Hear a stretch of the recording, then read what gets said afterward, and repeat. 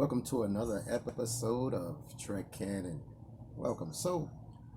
I was thinking about, man, I wonder what some of the deadliest planets that you could visit in the Star Trek universe.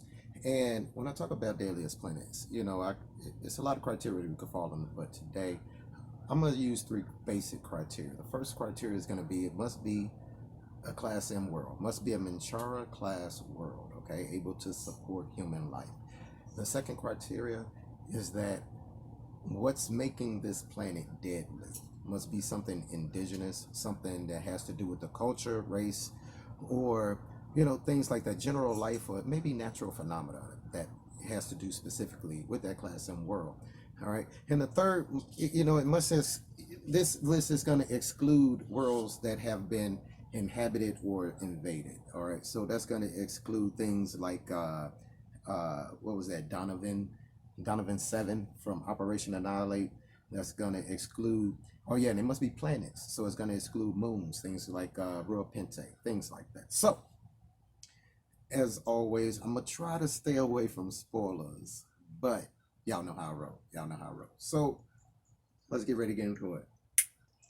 So, we're going to start this list out from 10, working our way down to the deadliest planet. All right, and so 10, we're going to start with Ceti Alpha 5. Ceti Alpha 5, we see the surface of the planet in The Wrath of Khan, the second movie. Now, what makes Ceti Alpha 5 so deadly to us is that although it's a Menchara world, they have what's called Ceti eels. They like to get in your ear and make you go crazy and eat your brain, stuff like that. Make you susceptible to commands. It's just jacked up. It's a sandscape, okay? Ever since Ceti Alpha 6 exploded, kind of knocked Ceti Alpha 5 off its orbit a little bit. Food is scarce, it's jacked up. It was harsh even for the Superman Khan and his guys to kind of tame before it got jacked up. All right, so we're going to go to number 9. Number 9 is the colony planet. And yes, Discovery. Oh my God, Discovery. Season 3, episode 2. Now, what makes this such a deadly world is that it has parasitic ice. So if you hang out too long in one spot, you'll get secured there and covered with ice that's going to eat you, your ship, all of that. Okay. It's also a very barren place and it's minimum food. So it's not a good place to be. Did I say parasitic ice? Nah, that's not it. It's not a good place. All right, number 8 is going to be Triskelion from the original series, episode 216. Now, what makes Triskelion an issue? All right, they have death competitions where they put you in slavery as thralls. All right, they have abduction, they have pain and submission and death collars. All right, and they have the people who's doing all this called the providers. All right, so it's not a good place to be. They force you to fight in these gladiatorial matches to the death where they bet on you. It's not a good place to hang out. All right, number 7 is we're gonna have Miniar 7 and Vendikar, 2 planets, but same issue going on both.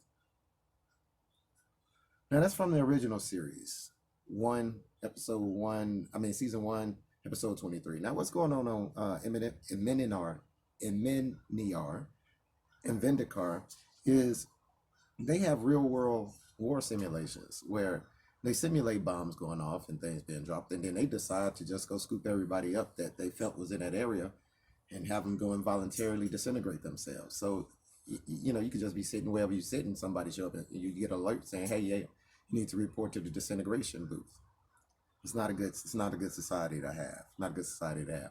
So number 6 is going to be Tarkana 4, all right, from the Next Generation, season 4, episode 6. Now, we could go into a lot on Turkana, but we just cover the main things. They have things like rape gangs, slavery, civil unrest, warring factions, okay, abduction, no government, and fail, okay, they barter you, they ransom people, kill, murder, death, destruction, anyway. But all of that just happens to be the planet that Tasha Yar is from. So Turkana, not a good place. Now, number 5, we're gonna have the Vidian homeworld from Voyager, season 1, episode 14. Now, In Vidian, on Vidian, we have organ harvesting. We have the phase that's running around jacking everybody up. We have murder, abduction, mutilation, experimentation.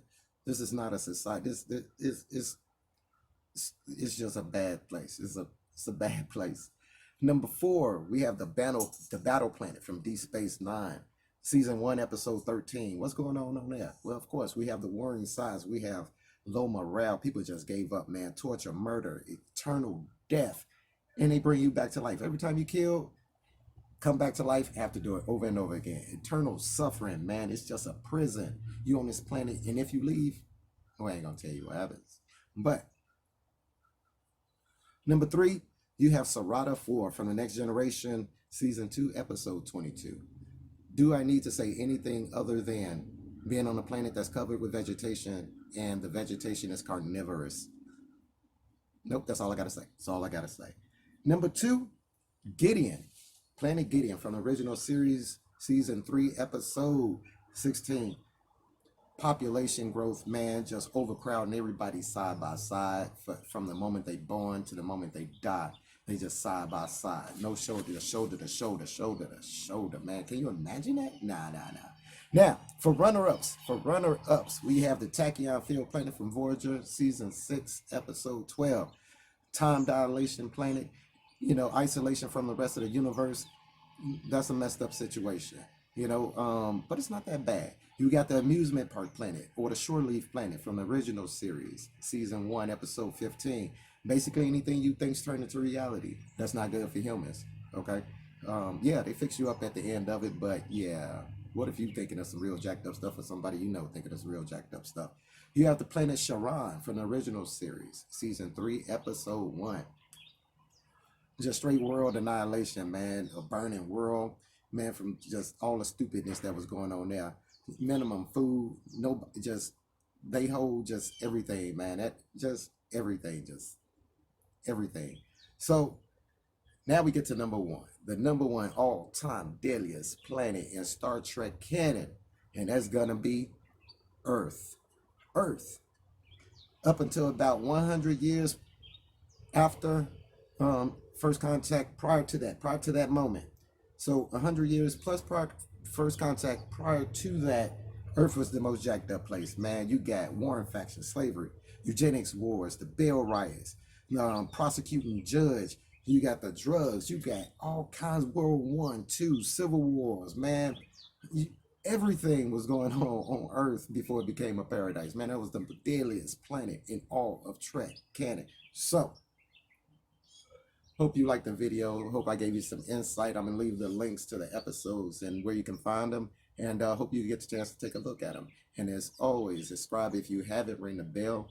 Peace, recycle, and save the whales. You guys be careful.